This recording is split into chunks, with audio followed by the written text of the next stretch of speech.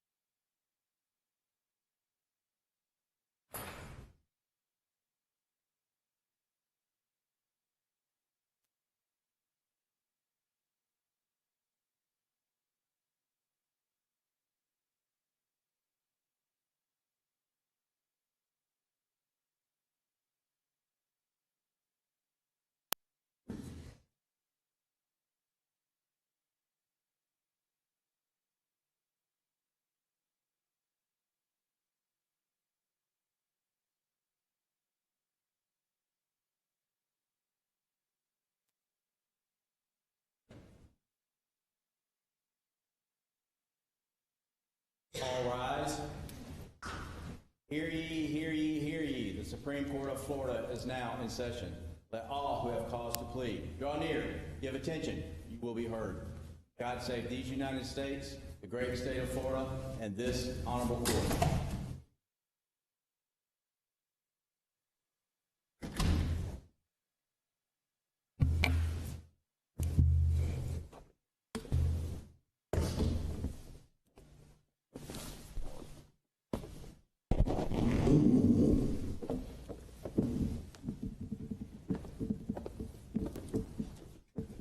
Ladies and gentlemen, the Supreme Court of Florida, please be seated.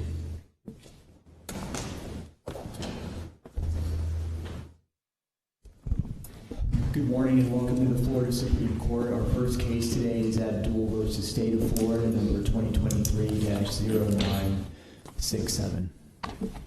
May it please the court, I'm Karen Kinney on behalf of Dane Abdul. This is his direct appeal from a death sentence imposed by Judge Calderon in 2023. My first issue challenges the sanction the judge imposed for what the judge saw as Abdul's violation of Rule 3.202, where Abdul had refused to restate his confession involving his actions during the murder to the state's newly hired rebuttal expert, Dr. Demery. After issuing an order compelling Abdul to discuss these events, the court sanctioned Abdul by prohibiting any mitigation testimony or argument concerning Abdul's state of mind at and around the time of the murder. So just at the outset, do you concede that there was a violation of Rule 3.202 by Mr. Abdul or no? No, I don't, because the rule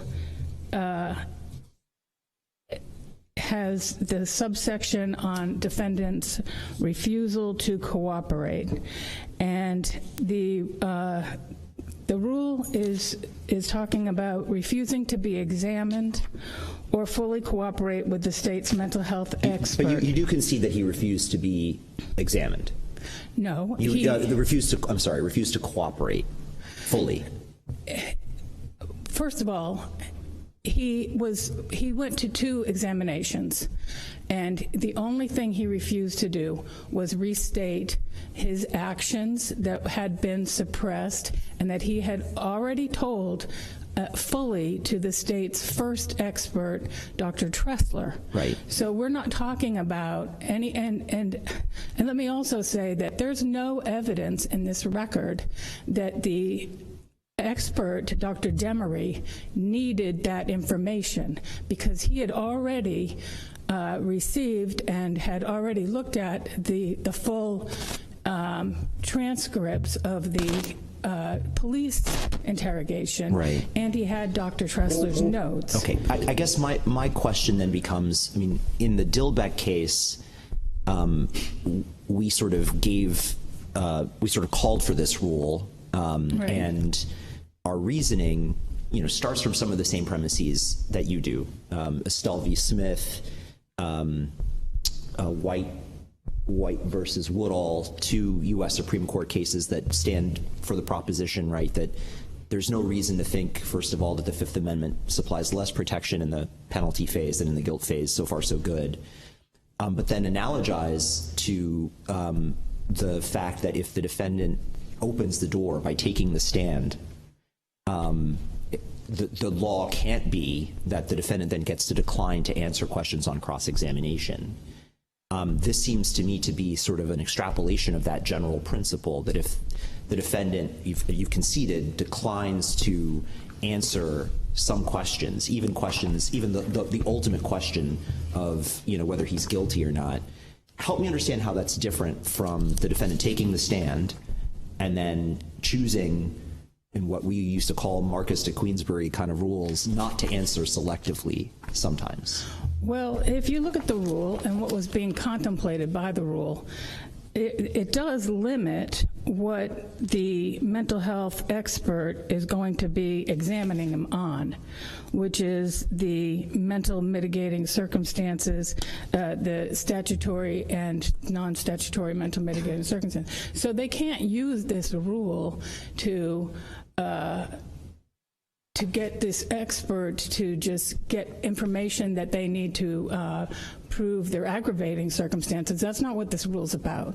It's about a rebuttal to I think what they would say, and I'm sure we'll hear it, is that, if we're talking swords and shields here, it sounds like your client is the one using his Fifth Amendment right as a sword, not a shield, right, by selectively trying to put into the record mental mitigators, but then not cooperating with, the state's effort to assess those mitigators, the strength of those mitigators. And I'm saying that they had all the information they needed to assess them. And if you look at what the state asked for as its remedy for Abdul refusing to go over again with this doctor his actions, they said, our remedy, which would fully support what we need, is to have this doctor tell the jury what Abdul told the police.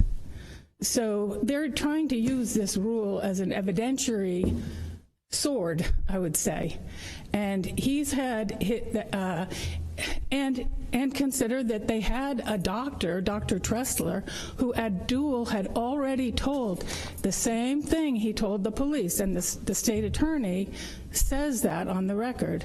So that's all comes out when the state originally is moving to, after the suppression order, to allow Dr. Tressler to be able to testify to everything that was in the confession. So there's no reason why they didn't have an ability to put all that in front of the jury if that's what they were trying to do.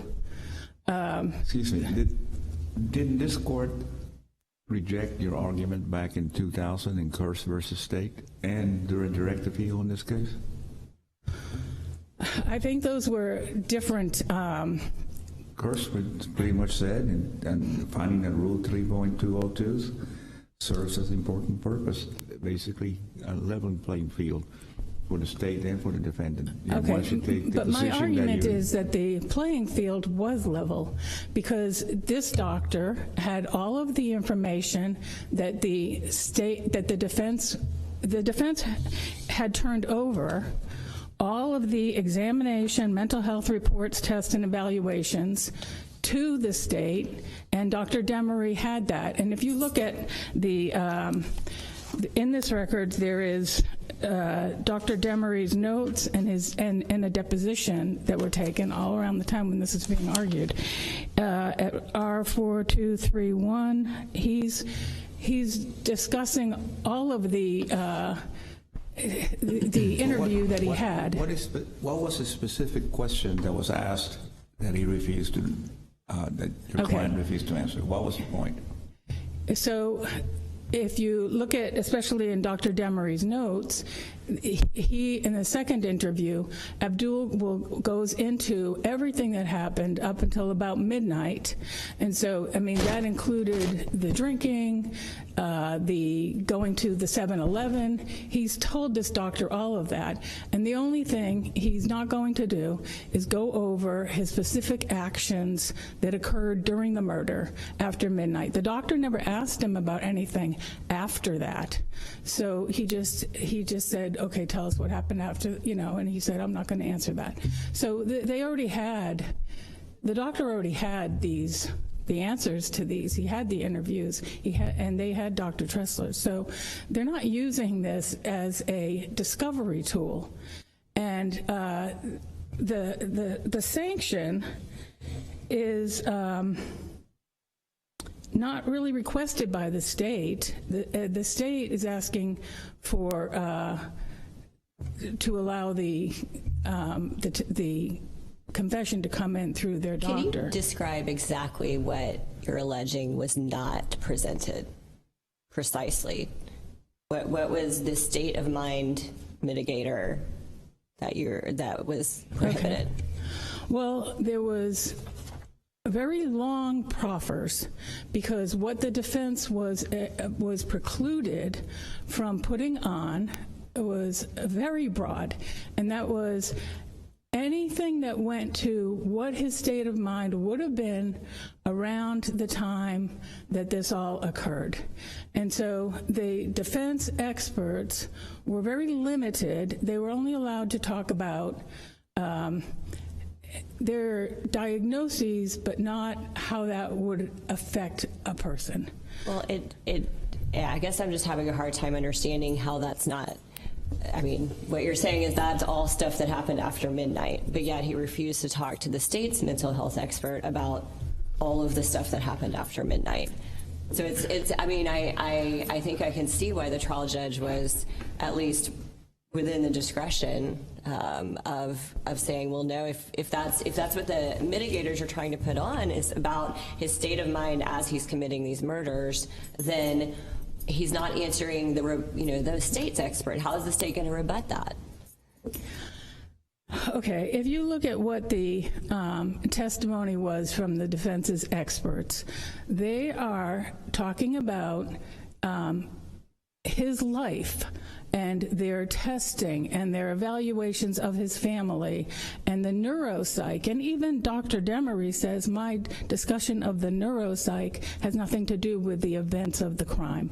So they're talking about, and all three of them would have said in their proffer that he was suffering from extreme emotional disturbance at the time, and his capacity to appreciate the criminality of his conduct or conform to the requirements of the law was substantially impaired. And they get that not from the events of the crime, because they didn't ask him about that. They get that from the testing and the diagnosis of him having a severe nonverbal learning disability, plus the family situation with the mother. There's a lot of things that go into it that is discussed in detail, but they're not allowed to give even his age. They're not even allowed to say how his age and the mental factors that would go into a 19-year-old, how that would impact his decision-making at the time. And when Dr. Demery testifies, he refutes everything that they are relying on, but they are not allowed to say that what they're relying on, how that would affect a person in a stressful situation, which is, the situation that was going on with the girlfriends and his age and the false pregnancy and all that. So everything that they had were relying on to draw their conclusions was everything that Dr. Demery also had, and he was refuting exactly what their diagnoses were, and he was saying, oh, he didn't have a problem with his family, he didn't have a learning disability, so to say that the defense couldn't put on what would be drawn from those conclusions, because that would impact his state of mind, is just completely overbroad. And it's nothing to do with what Rule 3.202 envisions, because this rule envisions ordering the state's expert to review all the mental health test reports, evaluations. Well, he was able to do that. He already had done that before the state even moved for sanctions. And then the second thing is prohibiting defense mental experts from testifying concerning the test evaluations and examinations. Well, they were allowed to do that. They just weren't allowed to say what that meant as to a person in this situation. So the jury is not hearing the most important mitigation, the conclusions that experts would draw as to all of these factors that was going into making this person who he was. But isn't it, it seems like there's two aspects to it. One is just sort of the general mitigation of someone who's had these experiences and has these conditions and everything, and how that might affect sort of the overall culpability of the person, right? And then there's the second part is, given all those things, how did it affect this specific incident? And you could treat the first thing as being established and mitigating, and then there would still need to be proof on the second part as to this particular thing and how it affected the events that played out and everything. And it seems like the trial judge was trying to tailor a remedy that kind of leveled the playing field as to the second aspect and still let the first aspect be aired. And so what's wrong with that? The trial judge really never put the state to the task of saying how they were somehow prejudiced by Abdul not repeating his suppressed confession to this doctor. And like I said, as the defense was saying at the time, these experts whose testimony was known, and Dr. Demery was able to sit in and listen to them. So if they had gone on and said what was going to be proffered, which there is volumes of it here, there's no reason why that couldn't be refuted by a state expert who refuted all of the predicate assumptions that the defense was relying on, these defense experts. I mean, he said to the jury, this boy doesn't have a learning disability. And the defense three experts all are relying on his cognitive problems and him being, at least 3 years behind in maturity and cognitive functioning. So if Dr. Demery testifies, which he did, that he thought he was actually advanced in his maturity and functioning because he was working 3 jobs at the time. So there's no reason why he couldn't have gone on and also refuted what they were drawing from the stressful situation. All of that was part of what he was interviewed Abdul about. So if you look at the proffers, if you look at the Dr. Demery's notes, there's no, and when the judge comes up with this, he had not really put the state to the test at all of showing how it was going to be procedurally prejudiced by not having this 36-year-old man repeat what he told the police and the first state expert in 2006 and 2008.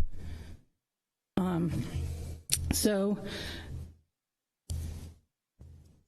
I think that the substance of the confession was known, and the state was seeking an avenue to admit that through Dr. Demery, where they already had other avenues to admit that anyway. The extreme sanction of excluding all state of mind mitigation cannot be justified under the Florida rule or the U.S. Constitution. And I think if you look at the sentencing order, there is a false statement that Abdul refused to undergo a mental health exam, because that's not what happened. He sat for 2 exams, and the judge is using then negative inferences as to his state of mind to draw conclusions as to the EHAC and CCP, which cannot be reliably drawn, where the defense experts' opinions were not permitted. The refusal to consider his young age and his state of mind before, during, and after the murder renders the sentencing order unreliable.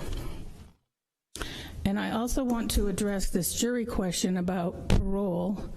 The jury comes back with a question: if he gets life in prison without the possibility of parole, can he appeal it?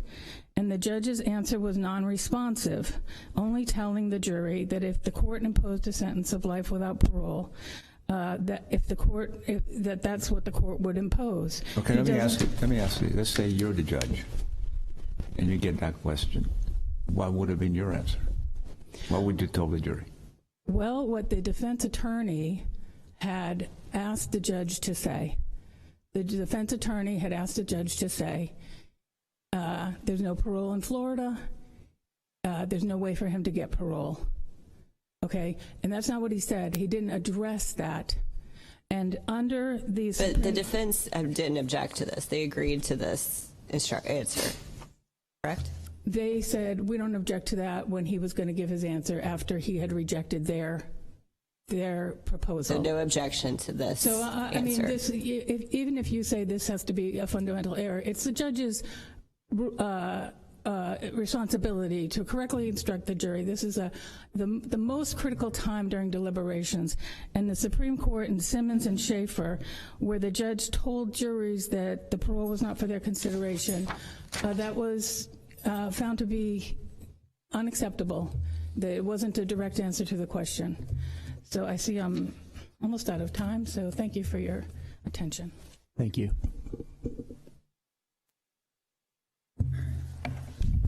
May it please the court, Lisa Marie Lerner with the Attorney General's Office for the state. On the first issue, the defense keeps saying that Dr. Demery had all the information. Dr. Demery was a relatively new expert hired in the summer of 2022 after the court had suppressed Abdul's confession to the police. And Dr. Demery tried to interview Mr. Abdul twice and could not get a complete interview because the defense had presumably developed a strategy of having their experts talk to Abdul but avoid any questions about how he felt about Amelia with his false pregnancy, any attempts that he had made to get other people to take care of it, to get rid of the baby, any planning on setting up this meeting, buying the implements that he would use to kill her, and any steps he took afterwards, how he reacted the day after when he was with his other girlfriend. The defense deliberately had none of their experts talk about that, presumably in an effort to forestall the state from getting into that. And they wanted to put on state of mind evidence for the two statutory mitigators that the felony was committed while the defendant was under the influence of extreme mental or emotional disturbance at the time of the crime. But they didn't ask any of the questions to go to that.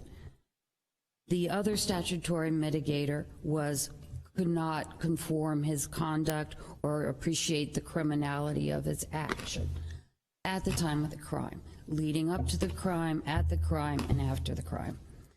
And so, as the trial court put it, the defense was essentially trying to limit the state's ability to both cross-examine and rebut the defense experts by this strategy of not allowing Abdul to talk to the experts, and specifically to talk to Dr. Demery about this. Dr. Demery did not have access to the confession because it had been suppressed. The defense actually brought a motion to prevent Dr. Tressler from testifying based on that suppressed confession. The state at one point during these multiple hearings on this issue asked the court to allow Dr. Demery to use the suppressed confession to assess Abdul's state of mind. The defense objected, and the court said, no, the statement is suppressed. I'm not going to allow Dr. Demery to do that. So the state was forestalled on all sides. That the confession had been suppressed, Abdul wouldn't talk to the doctor. And so the court looked at this rule and said, what am I to do? Turning over the defense experts' notes and test evaluations will not satisfy this because the defense experts deliberately did not get into this area. So that won't help Dr. Demery. Dr. Tressler had interviewed Mr. Abdul back in 2009, 2010 at the first trial. And Dr. Tressler was not privy to all this additional new mitigation that the defense put on at this trial. All three of these experts were new. The areas of the neuropsychological and brain damage information, all of that was new, and Dr. Tressler had not been able to do that. That's why the state hired Dr. Demery. And Dr. Demery, while a neuropsychologist, is also a psychologist and could testify as to the two statutory mitigators to rebut the defense. However, because he couldn't get into this information, he was prevented from rebutting. For example, if the defense experts were sitting there saying, oh, Abdul was impulsive and this was just a reaction to an argument that they had, and he didn't really plan this because his brain was dysfunctional, and so on and so forth. The only way that Dr. Demery could rebut that effectively is to have talked to Abdul about, well, did you think about this? Were you angry at her? Why did you call her to see her that night? When you picked her up, why did you have sex with her before you took her out to this isolated place? You know, get into the actual state of mind of what was going on with Abdul leading up to and during this case. And that is what was prevented. The defense cannot tell the state how to try its case also. The defense can't say, well, you have to use this expert and not that expert. You can only ask these questions on cross-examination, not these. And the court was trying to balance the rights of the state to present its case with the defendant's due process rights to a fair trial and constitutional rights. And so the court looked at this rule and said, I'm not going to forbid any expert testimony. That's too draconian. And the state actually agreed to that. And so the court tried to, as surgically as it could, limit the sanction, but still impose a sanction. And the court actually did that even after the penalty phase trial was over. The court repeatedly asked Mr. Abdul in open court, will you please talk to Dr. Demery so I can take this mental mitigation, which had been proffered, into consideration for the Spencer hearing. And Mr. Abdul, in person, in court, refused over and over and over. So in this situation, the state contends that the court did not abuse its discretion and acted reasonably, both during the penalty phase trial and the Spencer hearing. With the jury question, as I said in my brief, the defense did not object. There was an ongoing discussion. The defense mentioned saying there was no parole, but didn't really put anything substantially forth. And all the parties agreed that what the court was going to tell the jury was the correct statement of law, and everyone agreed to it. But jurors hear and read about people getting out of prison on parole in other states. So is that something that is in their minds? What would it be untrue to tell a jury that if I sentence this man to life imprisonment, he's never getting out, unless there's a governor's pardon or something like that, which is unlikely? Well, what is wrong with just telling them that he's going to die in prison? He's not ever going to get out. Well, that's the truth. Well, maybe not. I mean, okay, other than the governor's pardon, how else can he get out? Yeah. Legislature could give a retroactive, waiver of life sentences and without parole. I mean, I don't know. Tell me.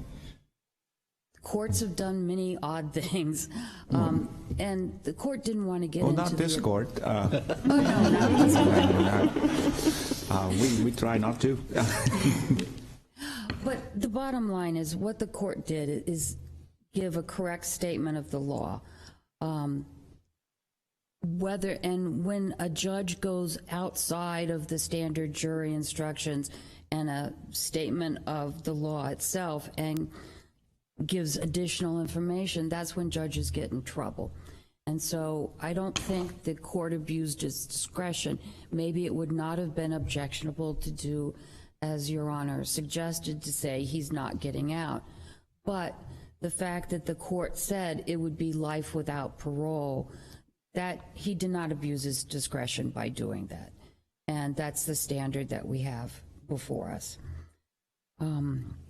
Just briefly on my cross appeal, I don't expect this court to reverse this sentence, but in the abundance of caution, if you consider that, please consider finding that the exclusion of his confession was inappropriate under Moran, and that the police did not misbehave or do any misconduct in this case, and so the exclusion of valid, truthful evidence was not appropriate. And if there are no further questions, the state would ask this court to affirm. Thank you.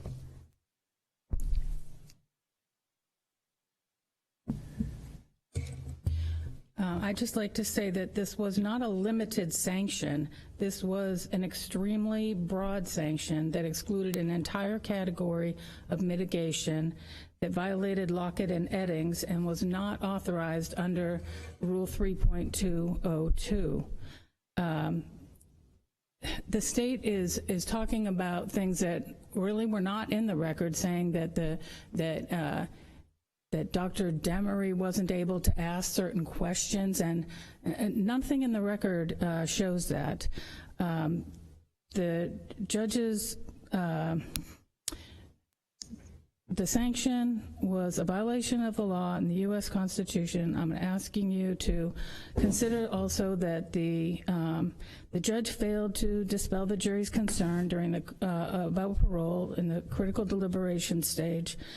I ask you to carefully consider these and all of the other issues raised in the initial brief and reverse for a new penalty phase. Thank you. Thank you very much.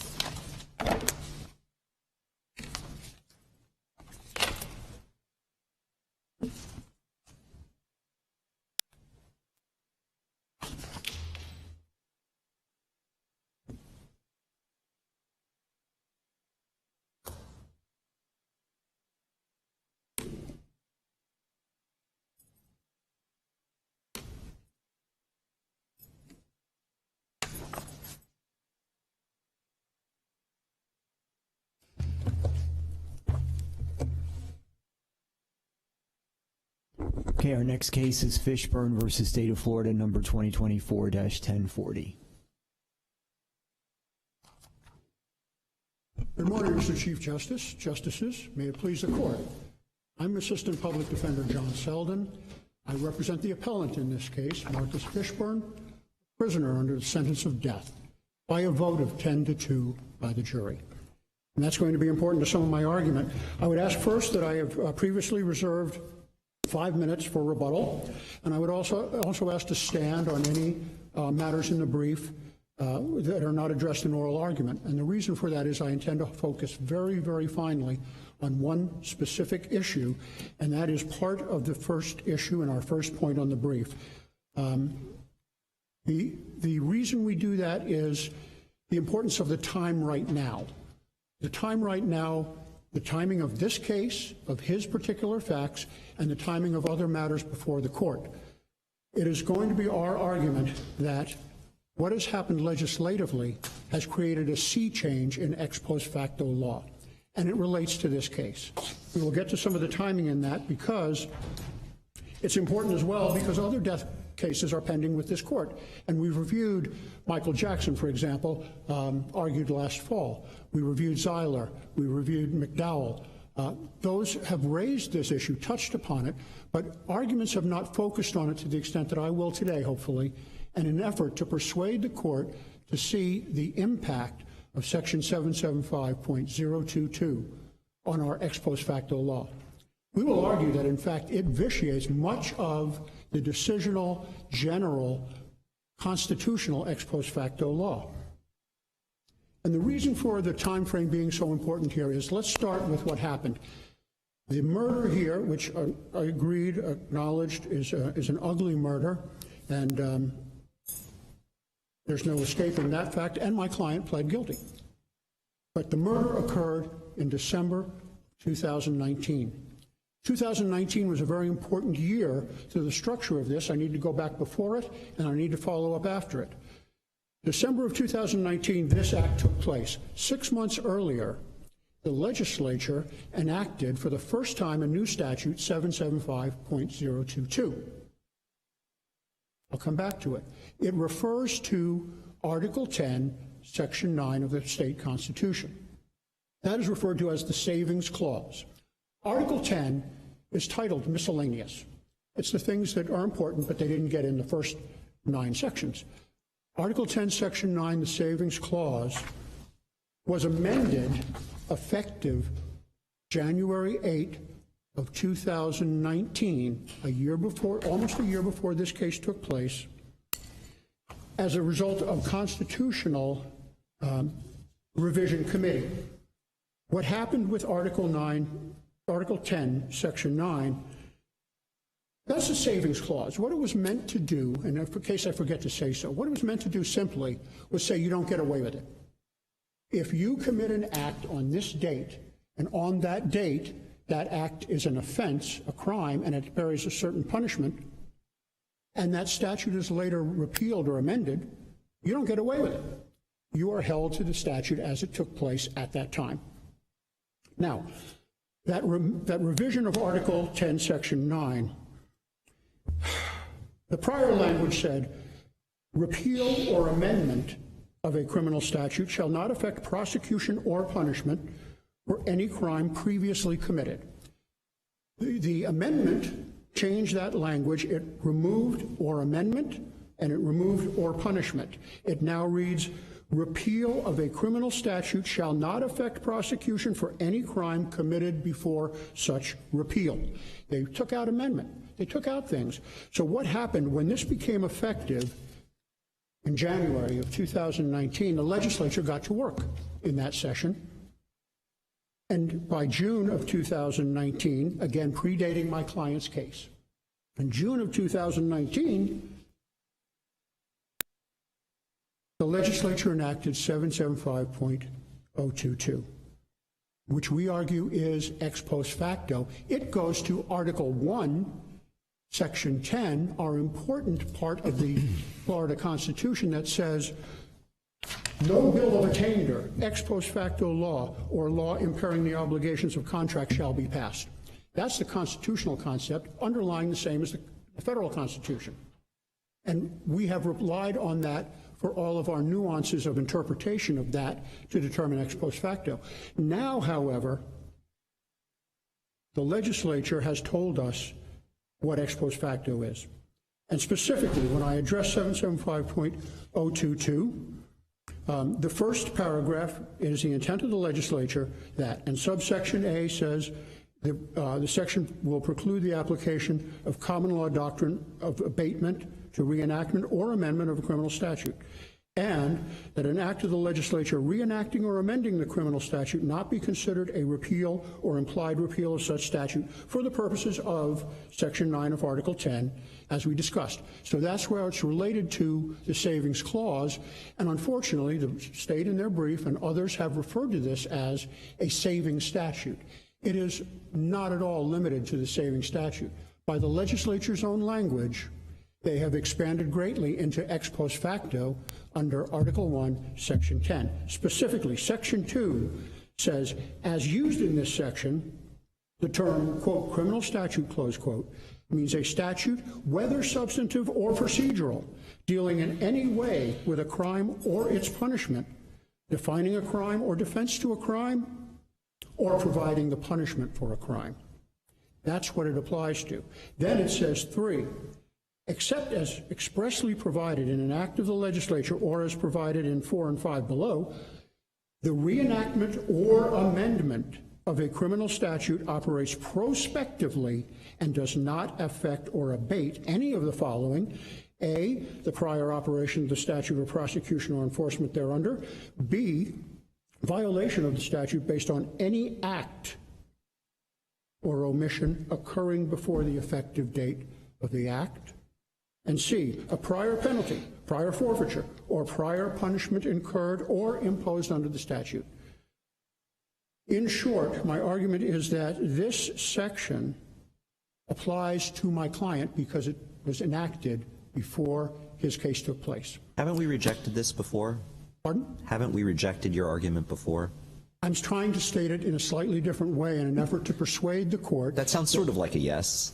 Well, I haven't seen it in writing because I don't believe, unless Westlaw misled me, I don't believe this court has written on this subject in death penalty context. In fact, the opinions issued are lower court opinions not related to death penalty. When it comes to 775-022, explaining its ex post facto relationship. So I guess my question is, haven't we, first of all, held pretty clearly that all of the changes you're talking about are procedural in nature and not substantive? Well, yeah, that's the problem, Justice. Okay, so if you agree with me that we've held that, right, then it would seem to me that we've also then rejected the argument that an ex post facto analysis applies because the Constitution of the state and the U.S. Constitution don't guarantee any recommendation at all by the jury. So just as a matter of first principle, it would seem to me like this argument doesn't really get off the ground because we've pretty clearly and repeatedly held that all of these changes are non-substantive, don't expand the field of punishment, don't increase the penalty, are procedural in giving effect to a regime that narrows the class of persons eligible for the death penalty in the way the legislature has the power to do. So it would seem to me like all of the argument you've just made is kind of already foreclosed by precedent. Help me if I'm not seeing what you're seeing. Much of the precedent that Your Honor is relying upon, and much of the arguments to date, and that's the importance of this distinction, have been premised on ex post facto law generally. And I am not addressing the general because an important thing you just mentioned, the difference between substantive and procedural. We've gotten into quagmires and gray areas and lines and blurs of substantive versus procedural. However, there had not been until this time a legislative pronouncement that a statute, whether substantive or procedural, dealing in any way with a crime or its punishment. Now that changes the game. That is what I'm talking about, and that is why this is important in this time. During this time, my client was also, and I didn't say earlier, was subject to the previous section of statute 921.141(2)(c), which was at his time unanimity pursuant to Hearst. This is remember, the event took place December 2019. This is post-Hearst and pre-Poole. So that is his law, and under 921.141(2)(c), he was entitled to a unanimous jury recommendation as a requirement before death could be imposed. This wasn't an override thing. This wasn't a split opinion of 8-4 or any supermajority. Here, his 10-2 was a result of the change only in the statute that occurred subsequent to Poole and in 2023. Doesn't your argument necessarily depend on your characterization of this as a retroactive application, though? So in other words, right. So, and I mean, the issue is whether or not it's truly a retroactive application. The argument is that because this is a procedural statute, that it wasn't applied retroactively because the date of conviction isn't the operative date from an application perspective. It's when the jury was impaneled, essentially. So don't you still need to get around the kind of substance versus procedure precedent framework in order to make your argument that it's a truly retroactive application? In a sense, no, and I'll suggest why, although there may be more to the answer to your question. It's an interesting one. The point here, and the reason I reviewed all of that statutory language back in 2019, was that the legislature had knowledge of this and awareness of their own actions for over 3 years before 2023, when they then, in response to Poole of 2000, eventually amended, and it says here amend, they amended 921.141 2C to eviscerate unanimity, pull the rug out from under that, and impose the 8-4 majority. You know, because I'm looking at 775.022, which is the Yes, Justice. That's the thrust of your argument, correct? Correct. And I'm looking at that, and the focus of that is on the prior operation of the statute or a prosecution or enforcement thereunder, or a prior penalty or prior punishment incurred or imposed under the statute. So some things that have happened, not things that will happen in the future. And again, this is exactly the point, the same point that's been made, but the text here is pointing in the direction of the legislature's desire not to disrupt things that have occurred. If I'm reading that correctly, and I think you're reading into the definition of criminal statute something that goes earlier in this section, something that goes beyond the actual operative provisions of what the statute says it's attempting to do. Tell me why I'm wrong. Well, Justice, respectfully, I believe that Section 921.141 sentence is a criminal statute, and that the... But again, it's about the prior. This statute is addressing the prior operation, and in your case, it's not a prior operation. It's something that's happening in the future.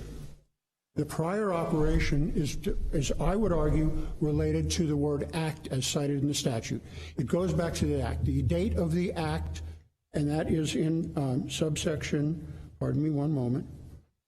So tell me what part of, in 775.022, what part of subsection 3 covers the situation here? Well, I believe all of it does, but to try to be more specific, to try to be more specific, 3B says a violation of the statute based on any act or omission occurring before the effective date of the act. Now, the effective date of the act I'm concerned about is the later revision that is being applied retroactively. My point was about to be that in 2023, the legislature knew its laws here.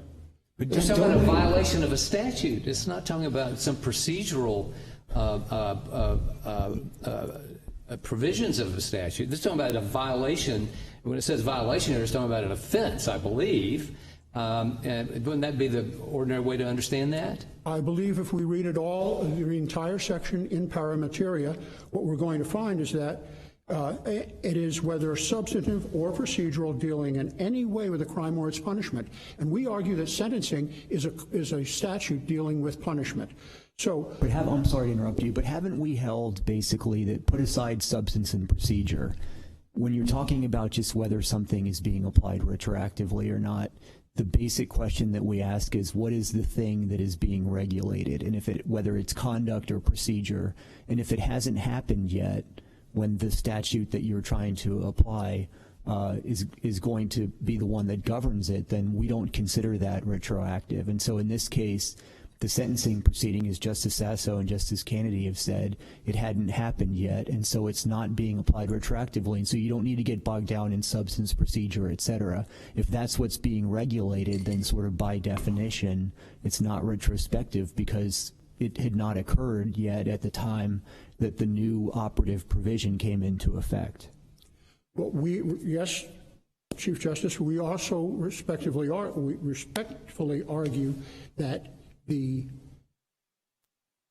statute The death penalty as a whole was something that was in place at that time. It's, although a procedure and a hearing, whatever it may be, if you took a deposition, that's just a procedure.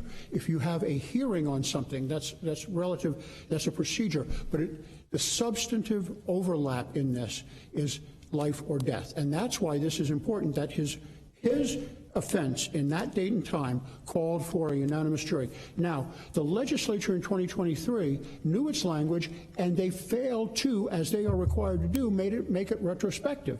They could readily have said in the amendment of 921.1412C that took away unanimity, this shall be retrospective or apply to the date of, pick the date of pool. That's when constitutionally it would have vacated Hearst and would be legitimate to have a supermajority. But I mean, if they had done that, then arguably they would. What would that do to things that had happened? I mean, in the interim and everything. I mean, the whole point is they don't want it. They don't want to undo anything that has already happened. They want things to, whether it's, so for crimes that conduct that's being regulated that hasn't occurred, they want it to be prospective. If a sentencing hearing hasn't occurred, they want it to be prospective. I mean, why would they, instead of sort of writing against that backdrop that we all understand, why would they want to introduce this uncertainty by saying if it goes back, then they've got to start, making distinctions between, well, if the case started before such date, but the sentencing hearing hasn't happened, then we still want it to apply. Like, why wouldn't they just be able to get the benefit of the baseline that we've established and legislate against that? I cannot speak to how and why the legislature uses the terms that it did. That's why I started by explaining. Well, they do say that it applies prospectively, right? In this part of what you read earlier in the 775.022. Yes, if the legislature, if the legislature either reenacts or amends a criminal statute that operates prospectively and does not affect or abate the prior. Now, there again, it's an overlap of substance and procedure, but the essence of this kind of case, uniquely, a death case, is that the sentence, the punishment of death in a capital matter, is directly tied to the offense and the date of the offense.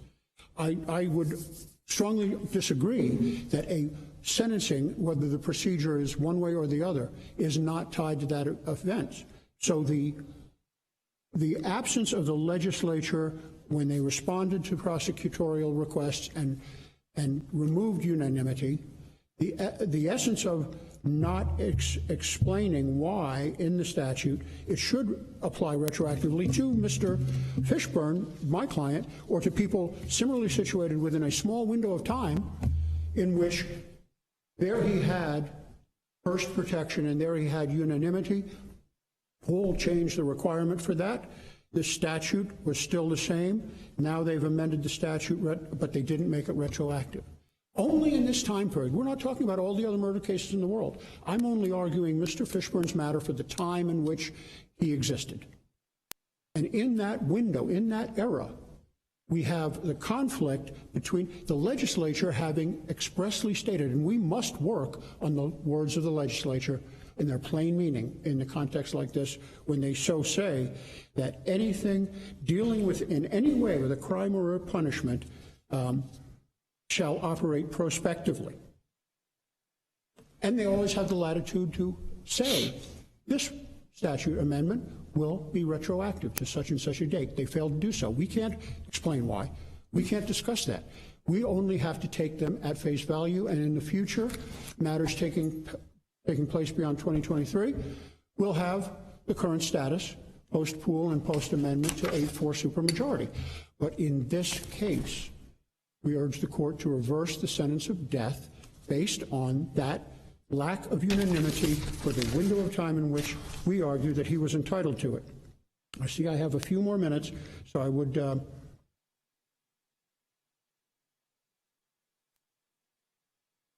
I wanted to particularly stress the importance of the prior section, 921.1412C, that did require unanimity, in that If the unanimous jury does not determine that a defendant should be sentenced to death, the jury's recommendation to the court shall be a sentence of life, and there was no judicial override.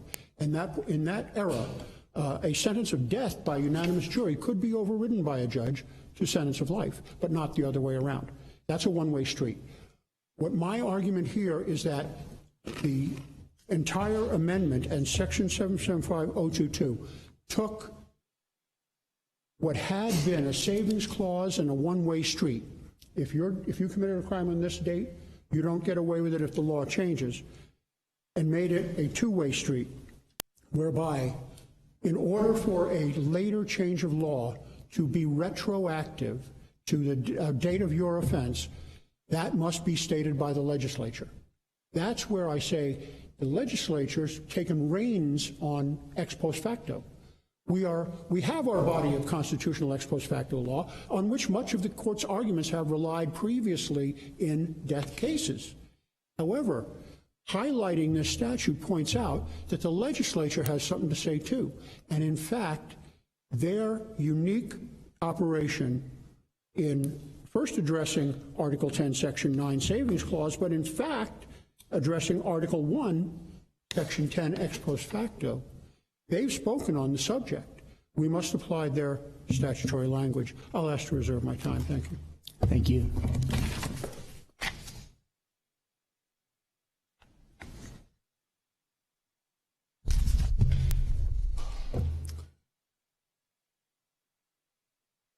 Mr. Chief Justice, and may it please the court, my name is Jason Rodriguez, Assistant Attorney General for the state of Florida.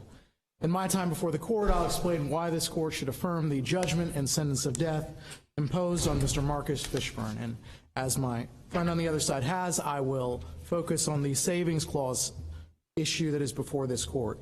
I do think it's maybe important to put this first in context regarding source of law. We have constitutional ex post facto provisions, we have statutory provisions. This court and the United States Supreme Court are the ones that interpret our constitutional provisions, federally and state, as opposed to a statutory scheme that the legislature is able to provide greater protection than regular constitutional ex post facto law, and they're allowed to do that.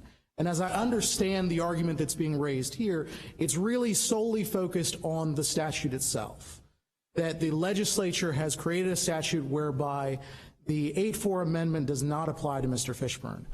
But as I think this court's questions have kind of ferreted out a little bit, the language of the statute simply doesn't support that analysis and application.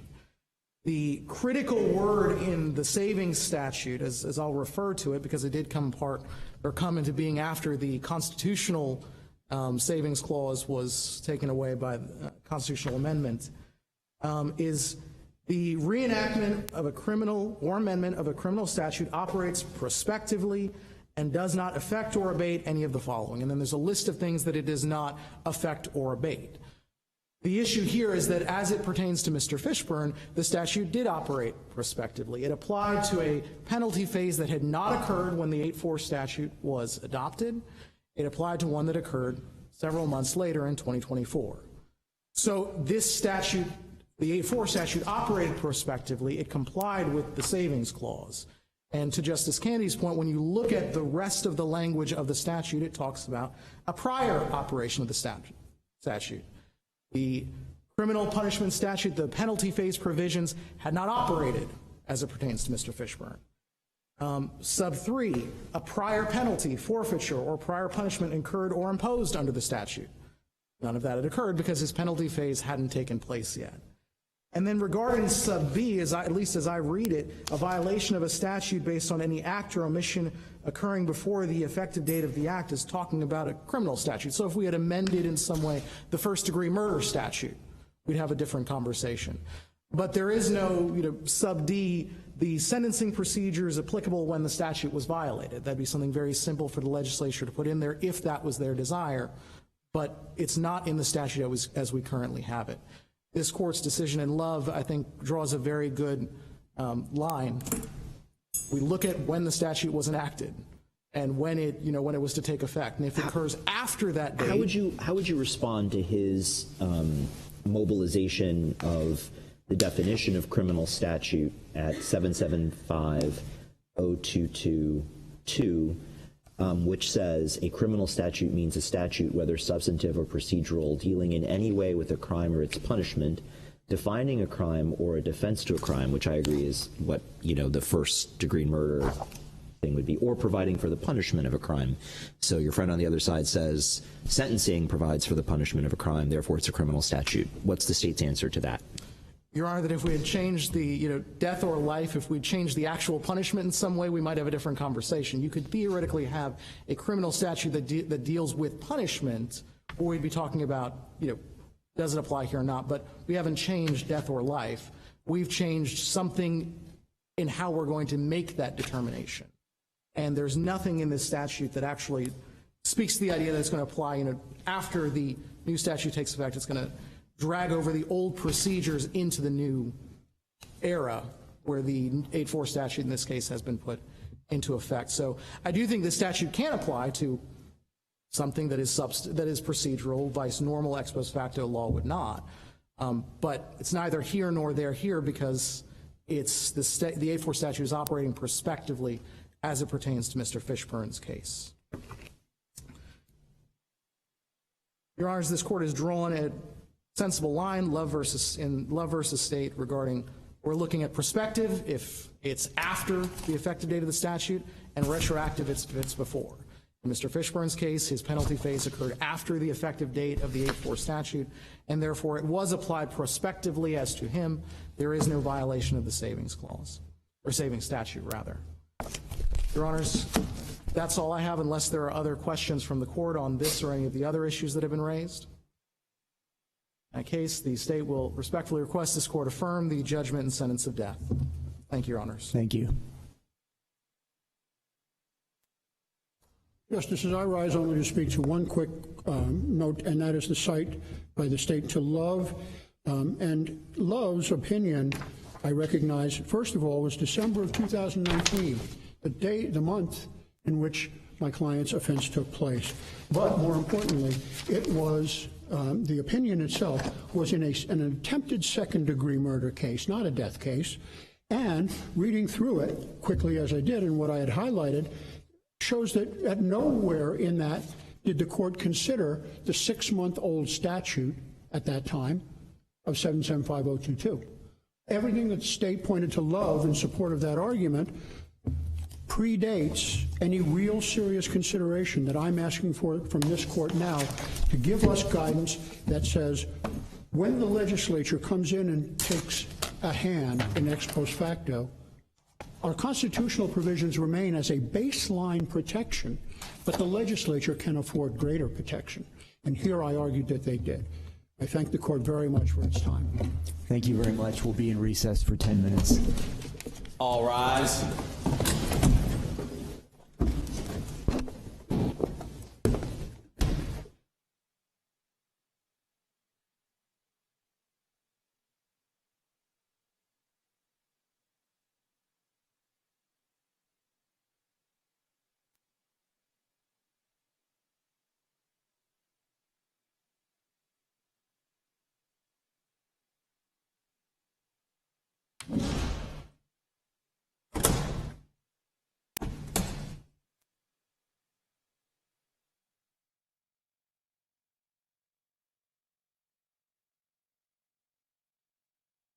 So anxious to get out. You're totally fine. Good job to you.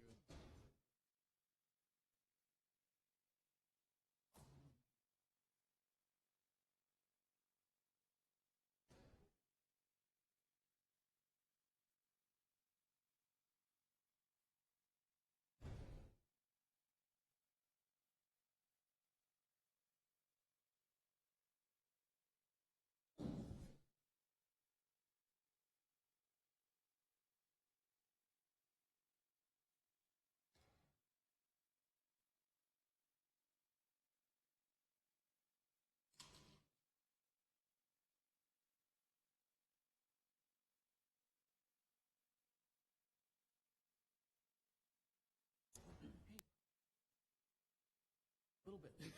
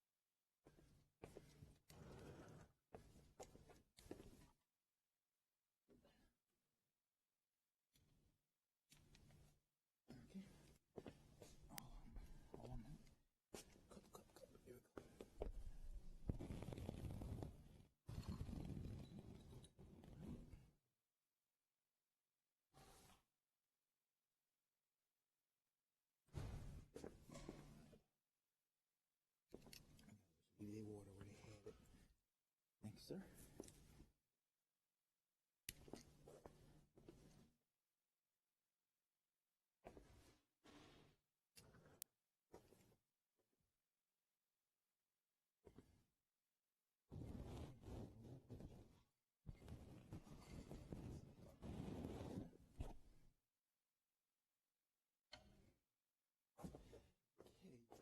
Put the glue back under the bottom.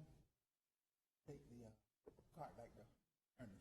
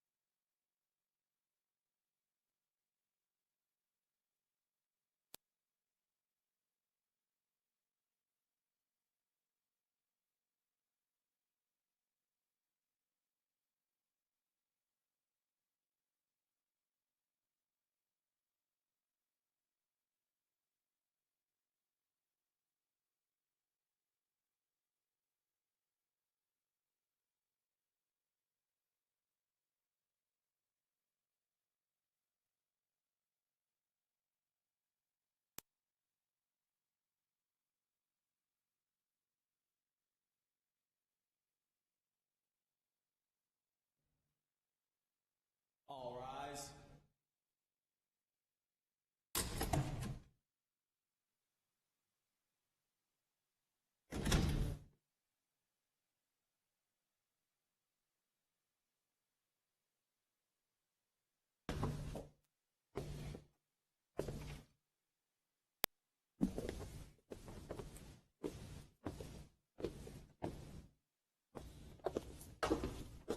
The Supreme Court of Florida is now in session. Please be seated.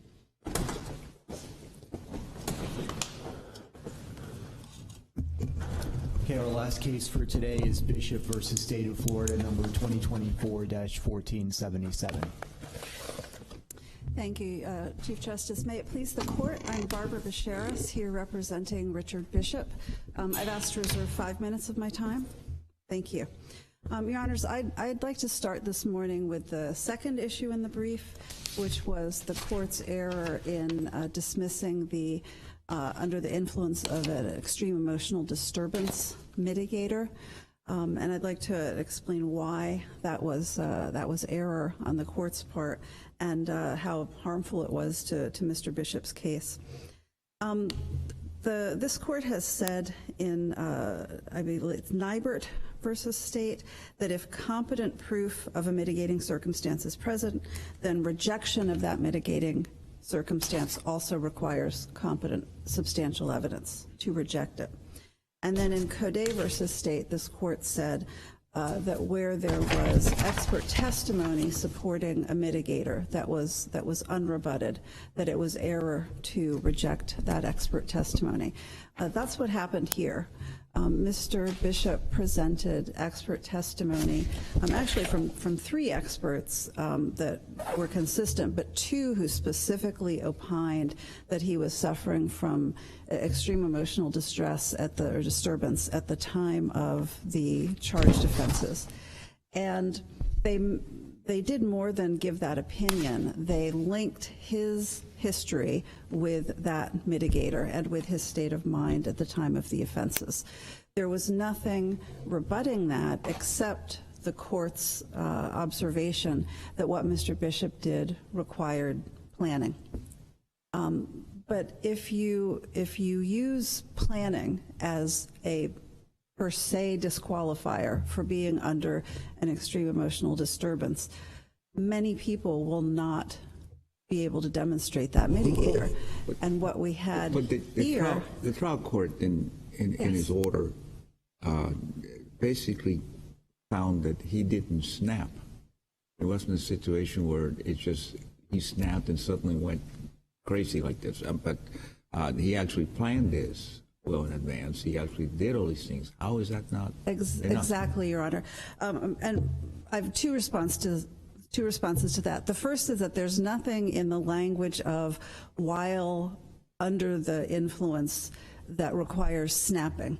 While does require some, I would agree, some contemporaneousness, so that at the time of your act, you must be influenced by this disturbance, but there's nothing in there that requires a sudden snap. I mean, the legislature could have worded it that way back when this mitigator was created, but it didn't. So I think that's the first problem. What you're saying then is that the fact that perhaps he had something happen to him early in life, and this has been playing in his brain all these years, and all of a sudden he decides to act on that. I mean, how... Is that what you're saying? Pretty much?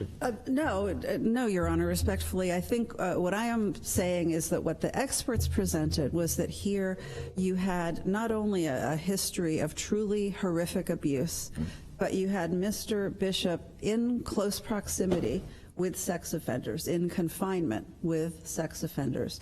Hearing them talk, watching their behavior. You also had the additional stressor at the time, and 2 of the experts mentioned this, of a very high-profile case where a little girl was taken from, I believe, a Walmart, abducted, and it was just a horrible case, and it was covered extensively, and he would see this on the television over and over. And what the expert testimony did was it explained not just that what happened to Mr. Bishop throughout his youth and adolescence had affected him deeply, changed his brain development, created chronic post-traumatic stress, but that because of the type of abuse he suffered and the way that that typically affects people, he was triggered over and over again by his exposure in present day to the sex offenders, his exposure to the Richard Smith case. And so he was unable to stop thinking about the sex abuse of this small child and of other children. It wasn't just a question of snapping because there was no one single provocation, but it was his history coupled with these additional exposures that put him in a place where he was ruminating, he was obsessing, and that's where the planning comes in.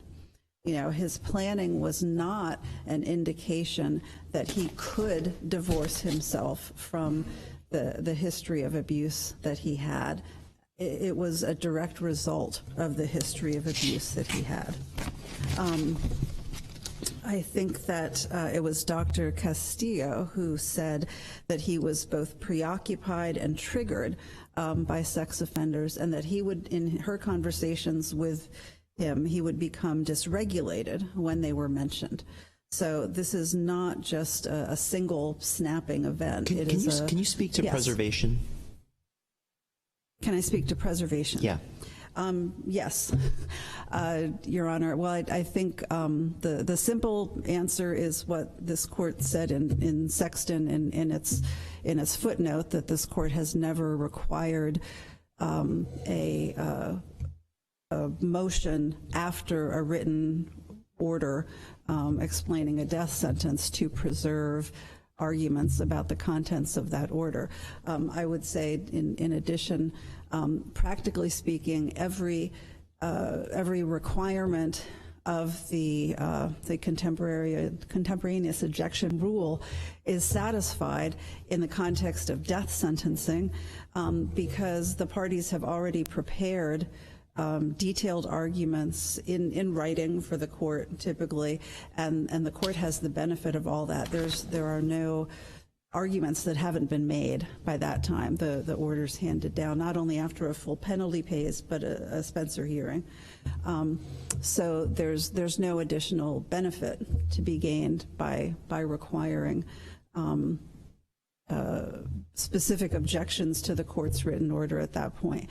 And I would also say that in capital cases, there's a difference between the sentencing and sentencing in other felonies, which is that this is the only time that a judge has to explain the sentence in a written order.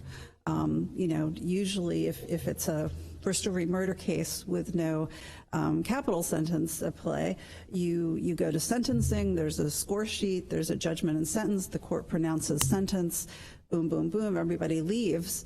And so if you don't object to something that's said then, you may have waived an argument. But here, I would say, in the context of capital sentencing, the issues are all known and preserved, and the court knows what the parties' positions are. So essentially, there is no preservation. Your position is sort of there should be no preservation requirement in capital sentencing period. No, not at all. Well, help me understand the limiting principle. My position, Your Honor, is that when the court hands down its detailed sentencing order in a capital case, after the parties have both made all of their arguments for the sentence that they want, which, of course, in the defendant's case is typically not going to be in favor of a capital sentence, that there is no further purpose to be served by requiring a further objection to the court's order. I suppose you could require some kind of magic words after every sentencing order. You could require the defense to say, by the way, Your Honor, we object to your imposing a death sentence on our client. I don't know what that would accomplish. You could require a motion for rehearing in every single case. That would be a lot of work. But in any event, is your position ultimately that the error we've been discussing so far this morning was preserved or not? Yes, the error is preserved because it was something that the court had to the resolve. problem is the nature of the error. You've talked about how the issues are put in front of the court, and that's obviously true. But the nature of the error here is one that doesn't appear until the order comes out. Right? Because you've put everything in front of the judge, and you don't know until you see the order what the judge is going to find as to whether such and such was proven or how much weight or whatever. And so the question is just, we would need to, it would probably be a matter of what's the appropriate, if the court thought that there was a need to create some sort of process for objecting to it in the trial court first, so that this is the kind of thing that would be fixable, perhaps.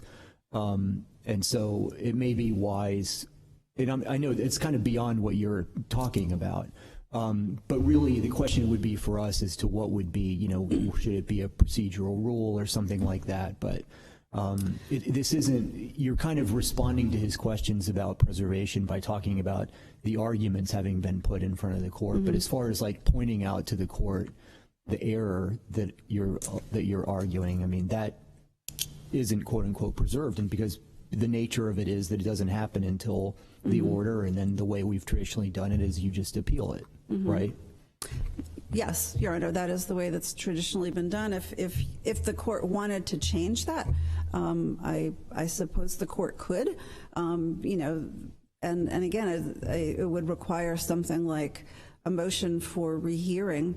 And I think what you would see is in every capital case, there would then have to be a detailed motion for rehearing attacking every possible aspect. Well, not only would there have to be, but something tells me, given the way these things work, that there would be one. For every one of these 50, you know, mitigators, everybody would be saying, well, you gave it slight weight and it should have been moderate weight or whatever. And so we would have to decide whether really there would be a net benefit to the system to basically bake in this additional step, which would probably happen in every case. I agree with that, Your Honor, and I would be remiss in representing any of my clients if I knew that I would waive arguments by not doing that and didn't do it. So, could you address the harmfulness of if this were error, why it wouldn't be harmless error given the aggravators? Yes, Your Honor, for two reasons it's harmful. And the first reason is simply that you have here mitigation that even the trial court did recognize was significant, because the trial court recognized and gave great weight to the overwhelming history of sexual abuse in this family. It is, you know, the experts said, and I think this court can probably agree, that it is one of the more horrific examples of a family gone awry that can be presented in one of these cases. So he had significant mitigation, and he was deprived of a significant mitigator. By taking the approach to this mitigator that the court took, that planning vitiates the diminished culpability that comes with being under the influence of this emotional disturbance, the court basically said, yes, there was mitigation in the past, but there's no mitigation in the present.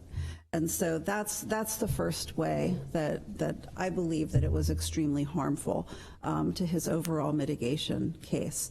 The second way, Your Honors, actually relates to one of the other arguments in the brief, and I know this court has repeatedly declined to revive proportionality review, but this is a case where the mitigation is overwhelming, and there is no vehicle without proportionality review for truly taking into account a case with such overwhelming mitigation. This case has not just sexual abuse, but physical neglect, medical neglect, abuse that was perpetuated by a series of parental figures. You know, the brief and the mitigation evidence went into detail about all of the harm that was inflicted, not just on Mr. Bishop, but on his family members. And so without... Well, you would concede, accepting what you've said about that, you would concede that this is also an extraordinarily aggravated case. There is strong aggravation here, yes, Your Honor.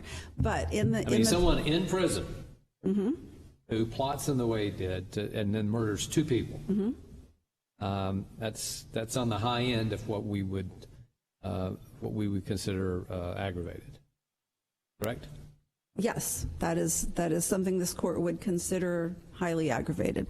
But in the past, there were cases where mitigation was strong and compelling, where even the presence of serious aggravators did not prevent finding that the death penalty was inappropriate in that particular case. And so, going back to the question about how this is harmful, without that type of proportionality review that the court used to undertake that in some cases led to the vacating of a death sentence, it's all the more crucial that mitigation be fully and properly considered at the trial court level.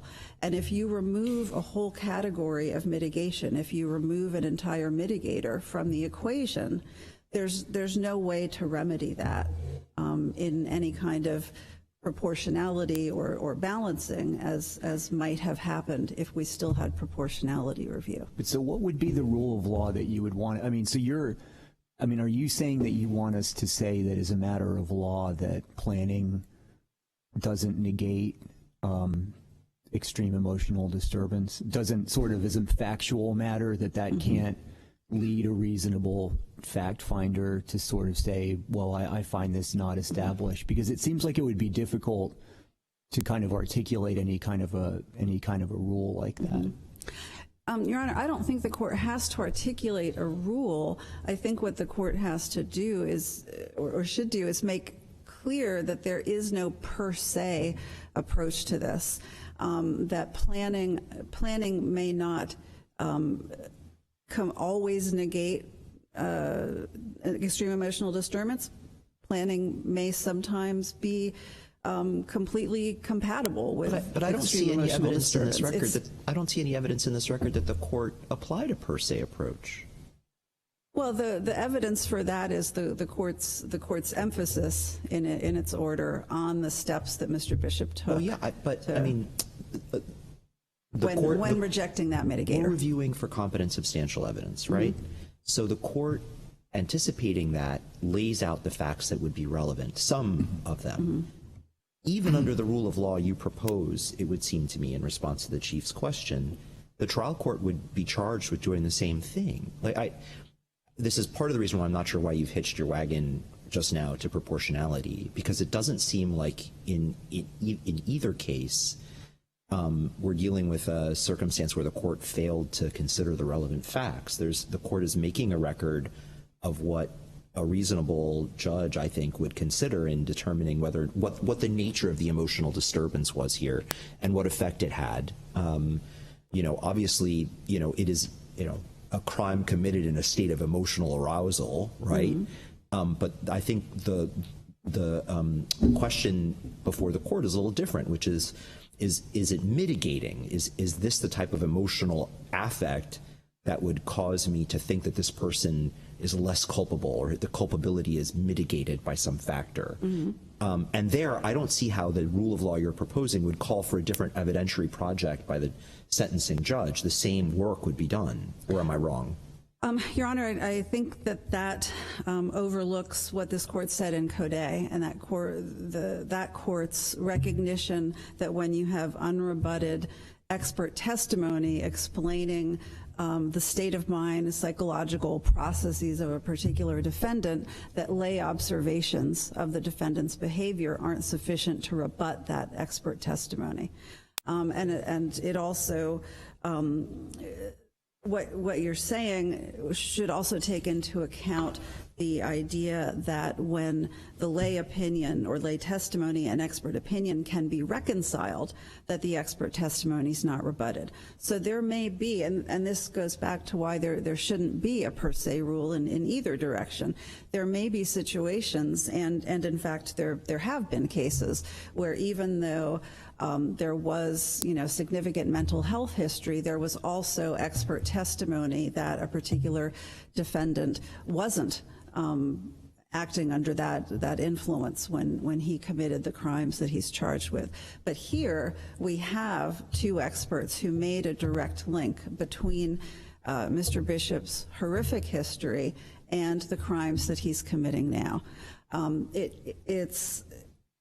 His actions are clearly targeted towards a subset of fellow, or were clearly targeted towards a subset of fellow inmates who trigger his horrible history of personal and familial sexual abuse. And the experts explained why the effects of that abuse, the effects of the trauma, the changes that makes in a brain of a developing child and adolescent would lead to the point where Mr. Bishop in this situation was triggered, was dysregulated, and responded by acting in the way that he did.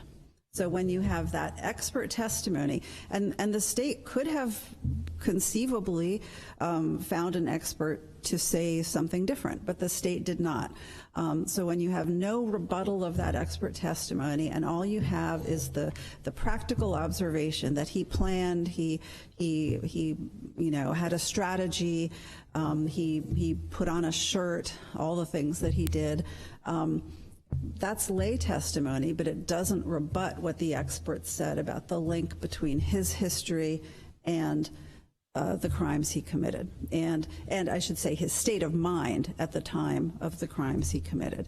And again, and are courts allowed to sort of be skeptical about that? I mean, in the sense of it's not obvious sort of what the expert sort of value add is as far as closing the loop. I mean, I understand the expert part about how all of this abuse could in general affect someone's mind and all that, but I mean, once you kind of take all that in and give it, credence or whatever, you still then have to look at what actually happened and what the person did and what the connection was between their sort of psychological makeup and the specific incident here. And so why couldn't a court just say, yeah, I respect everything that was just said, but in this particular instance, I do not think that this particular, mitigator, as applied here, has been established. I mean, are you saying that essentially, like the court,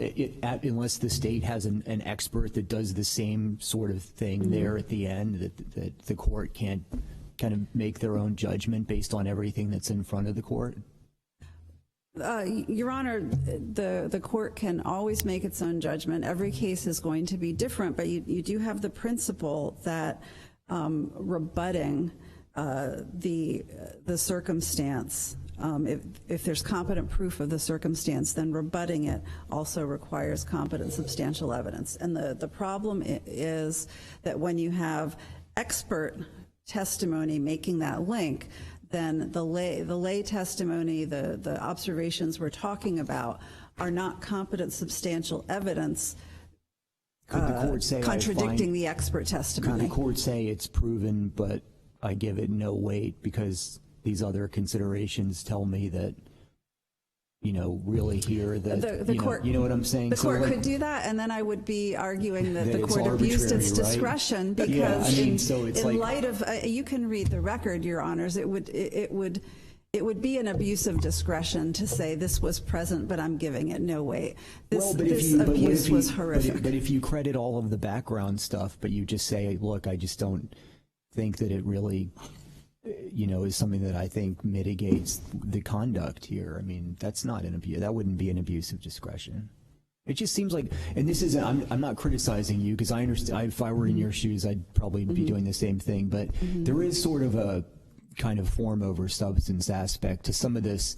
You've got the distinction between the listed statutory mitigators and then the catch-all, and if you hear all of it, and the court obviously credits the horrible background and everything, but then just says, look, I just don't think in this, as far as this one label that's in the, the statutory scheme, I don't find that. But obviously the court heard all of it and factored it in and then just thought that, the aggravation here kind of outweighed the other stuff. And it just seems like there's sort of a kind of, I'm not really sure what the point of a lot of the hair splitting is as to which sort of box you put it into, in terms of trying to fit these mitigators into sort of different categories instead of just looking at everything and then letting the court make its judgment.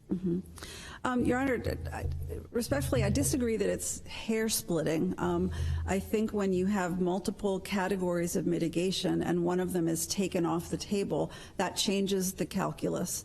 And maybe it would or wouldn't have changed the result in this case, I don't know. But I believe that the trial court erred in discounting that mitigator completely. And as a result, the final calculus was not based on correct input because of that deficit. The trial court's comments and explanation about Mr. Bishop not snapping, about his planning. All of that can be reconciled with what the experts told us about Mr. Bishop's state of mind. And so because all of that could be reconciled, it didn't rebut the expert testimony. And the court should have analyzed that mitigator differently. On the snapping, and I understand your argument, but I think, but on this issue about not snapping, and the judge said that, and I'm not sure that we've got case law that would limit this to this mitigator to circumstances where somebody snapped. Okay.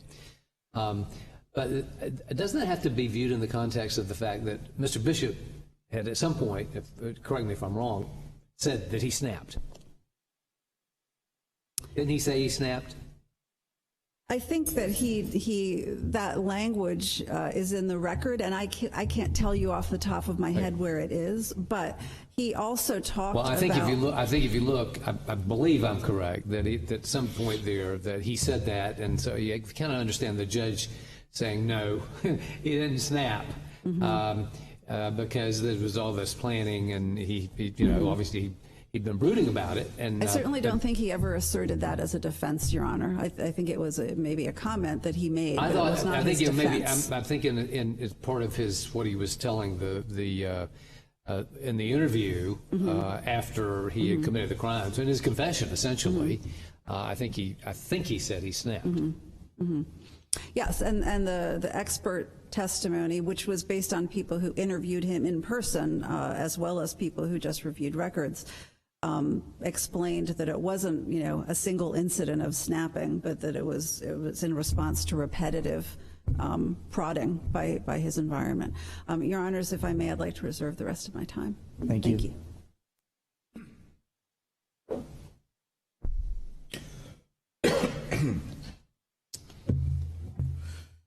Good morning again. Mr. Chief Justice, and may it please the court, Jason Rodriguez on behalf of the Attorney General's office, and I will be explaining to this court in my time why I should affirm the judgment of sentence of death entered against Mr. Richard Bishop. I'll focus on issue 2, the sole issue that's been argued before this court this morning, and I do want to begin with this idea of a per se approach to this mitigator, because I believe there's a footnote in the state's brief that we're not arguing that a fact finder cannot, as a matter of law, find that you had careful planning and yet were not operating under the influence of an extreme mental or emotional disturbance. This court has rejected that argument. It usually comes up in the context of finding both CCP and extreme mental or emotional disturbance. A fact finder can do that. The question is whether the fact finder is required to grant that mitigator, to find that mitigator when there is evidence that the fact finder finds persuasive that there is purposeful conduct and it rebuts the mitigator in the case that is before me now. That's the rule that the state's articulating and asking this court to really just continue to recognize. If there is competent, substantial evidence in the record, the fact finder, the trial judge in this case, is the one that gets to make the decision on whether he's persuaded by the experts or by the competent evidence to the contrary. And I do think it's important to recognize that when we're talking about the statutory mitigator of extreme mental or emotional disturbance, the experts are not the one that define the scope of that mitigator. That's the legislature and this court. And this court has said that that mitigator can be rebutted when there is evidence, competent, substantial evidence, of purposeful conduct in the record. And they've done that even when the state hasn't called an expert. Wells versus State is a recent example. Bevel versus State is another. And in Bevel, this court rejected the idea or that an expert who said kind of the defendant was constantly impaired. I said, well, that's not going to fit. So the experts don't define the scope of the mitigator. This court does, and this court has said that if there is competent evidence in the record, then the trial judge gets to make that call. Is he persuaded more by the experts, or is he persuaded by the planning and purposeful conduct? So I would distinguish Code because the mitigator there, the substantial impairment mitigator, the evidence that was put forward just simply didn't rebut it. The experts had said he was impaired at the time of the crime because of the stressful situation he was in. The lay experts the lay witnesses basically said, I've just never seen him look like he can't conform his conduct to law. And what this court noted was, well, you didn't actually say he was in a stressful situation. You saw him in a stressful situation, and he was able to conform his conduct to law. So there wasn't an actual rebuttal of the mitigator itself and its application. So CODA, I think, is doctrinally an opposite, because as a matter of law, this court has held this kind of competent evidence of purposeful conduct can rebut the extreme mental or emotional disturbance mitigator. And I think CODA is factually an opposite. There was evidence here that rebutted it. But more importantly, it was rebutted, the way that it was presented to the trial court was rebutted. And I'll point out to the record at the direct appeal record, so not the transcript record, on page 981 in the closing arguments, this is what defendant's closing argument said to the trial judge. The extreme mental or emotional disturbance rendered Mr. Bishop no longer able to use the executive functioning of his brain. That was the argument that was presented to the trial judge. And others of the experts talked about the impulsivity that was involved with this. Dr. Castillo said that his adversity made him prone to impulsivity and unable to problem solve and function properly. Dr. Holmes said that his exposure to the Donald Smith trial was very triggering for him. So this language, I do think, kind of enters into the picture about snapping, about being triggered, because that is part of the way that this mitigator was presented to the trial judge. And the trial judge is able to look and say, look, you told me this guy can't use the executive functioning of his brain. He's been planning this for months and procuring weapons while in prison. That contradicts the mitigator. And so that brings us, I think, a little bit to the preservation inquiry that we were having. Part of the reason that I raised preservation is because this jumped out at me as the argument that's being made to the trial judge is one thing. He makes a finding that is really seemingly fully in line with this court's general concept and case law, and nobody ever tells him, in this particular case, you're not allowed to do that for X, Y, or Z reasons. Well, first, we have the preservation requirements so that when there are errors, they are fixed at the soonest possible point. And although I don't think there was an error here, the soonest possible point would be immediately after the error is made. I'm not talking about some kind of general rule where you file a pro forma motion for a hearing. I re-raise all of my prior objections and all of my prior arguments. If there is something specific in the order that has not been addressed by the arguments of the parties, and I think that's what we have here. They were operating on one hand. The state pretty much said, sure, find the mitigator, give it little or no weight because it affects his victim selection, not his choice to kill. That was the state's point of view.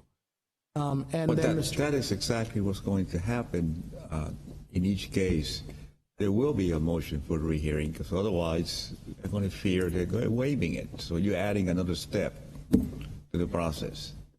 Well, and so if we're talking about a more like a global idea, one way I think to handle the added step and the concern about delay that would come is to handle it the way the post-conviction rule does. So we have a rule in post-conviction. You file your motion for a hearing. If it's not denied in 30 days, it's deemed denied, and that's where your time starts. But now we're getting into trying to solve for a different problem. I mean, we were talking about a problem where the court makes a mistake, allegedly, and you don't see it until the order comes out. Now you're talking about, you're characterizing what the misfire here as them changing their argument, essentially. Right. They're presenting an argument to us now that was not presented to the trial judge below. So I don't think it would. So I don't think defense counsel would be required to do that to preserve all of their arguments.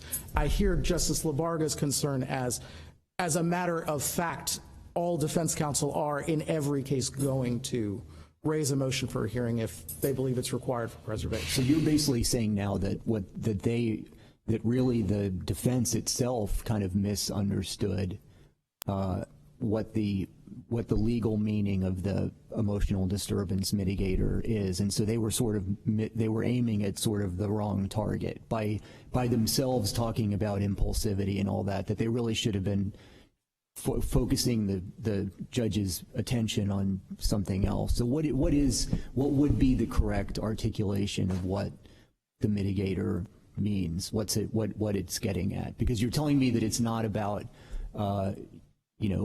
purposeful planning doesn't necessarily negate it. It's not about impulsivity. So what is it about?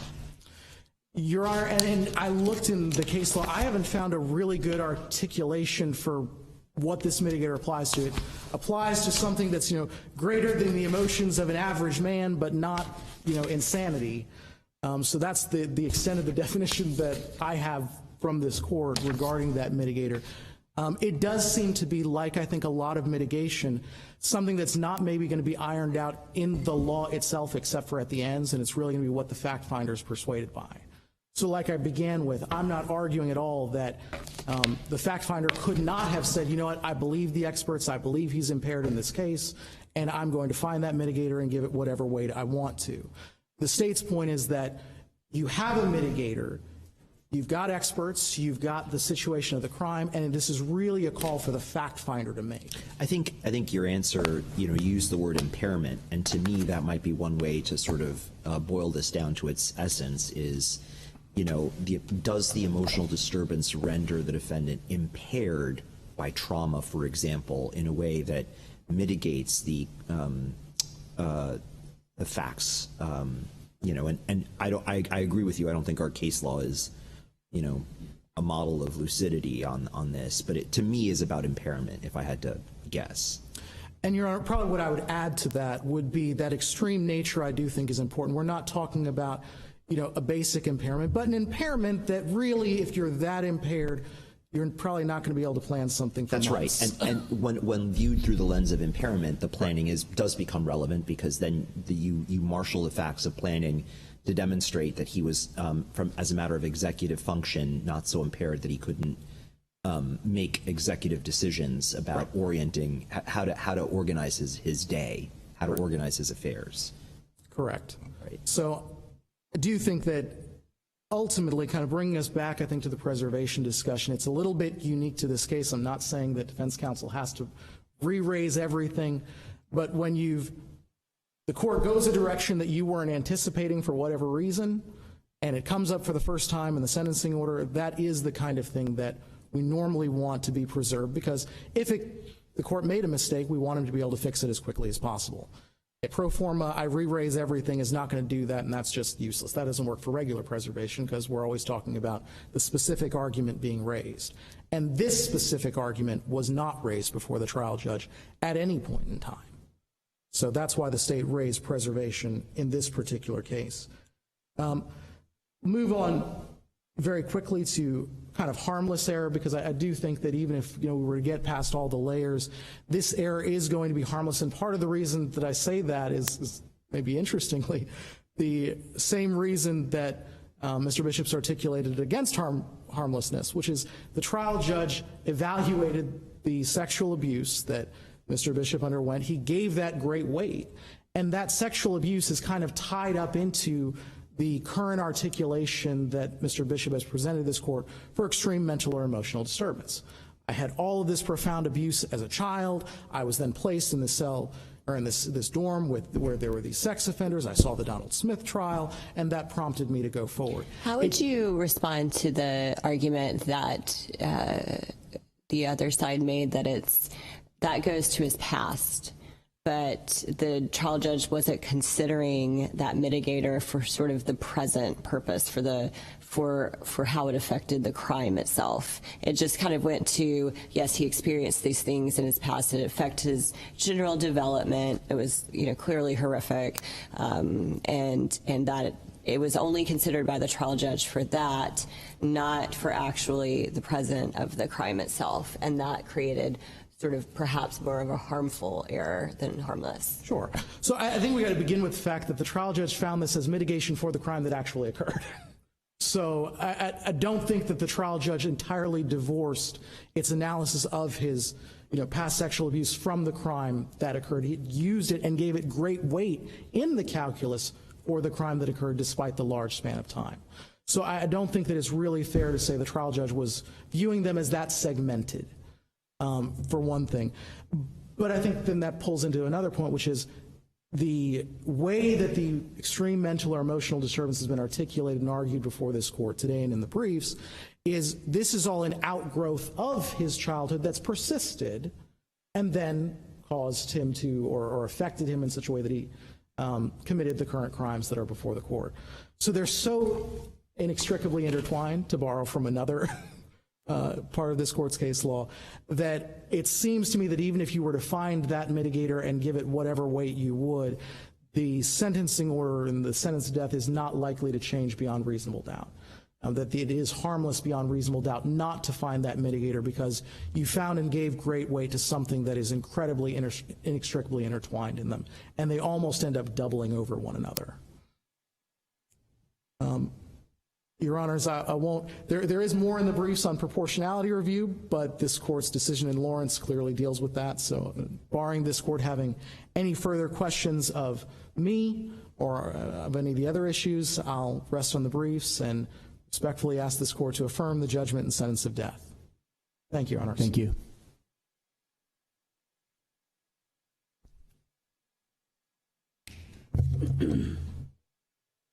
Your Honors, 3 quick points. First of all, Justice Curiel, the statute says influence, not impairment. And I think to interpret influence in the way that was just suggested would be something for the legislature, because it would be changing the meaning of that. You can be influenced by something without being impaired by it. The analogy I was thinking of was sailing. You know, I can be influenced by the wind but still go forward, as opposed to being impaired by a headwind.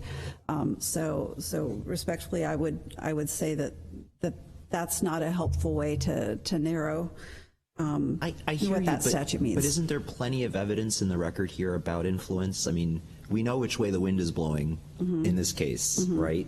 That was obviously considered by the trial judge. Whatever we say about this particular mitigator, there's plenty in the record about the degree to which the defendant was motivated by influence. I guess another, if you don't like impairment, motivation would seem to, more closely dovetail with influence, right? But in that instance, Your Honor, then the rejection of that mitigator was error, because the planning that went on did not negate the influence of his life experiences, his mental state on what he was doing at the time. And that brings me to the second thing I wanted to say, which is that impulsivity is only part of it. And if you look at the larger picture of what was presented in the expert testimony, one of the things that was also mentioned repeatedly was hypervigilance, that is something that is common to survivors of sexual abuse, and that was something Mr. Bishop exhibited. Hypervigilance can actually take the form of increased focus, not an inability to focus, but it was a direct outgrowth of the abuse that he went through all through his childhood and adolescence, right up until he reached adulthood. Including, I would point out, in an institution here in Florida, the Dozier School, where he was sent as sort of the last chance of his childhood before he was sent out into the world, and where he was victimized and abused. And then I would just say quickly that in the Bevel case that was mentioned, the argument there was, the expert testimony was that Mr. Bevel was always suffering from post-traumatic stress disorder. And I remember that because I argued that to this court. But what was different about that expert testimony was that expert did not make the direct link that the experts in this case took the step to provide, not just between always being under the influence of his upbringing, but Mr. Bishop actually being triggered and motivated and fixated at the point where he committed these crimes by his history. So, Your Honors, if you have no further questions, I will ask you to. Thank you. Thank you. We're adjourned. All rise.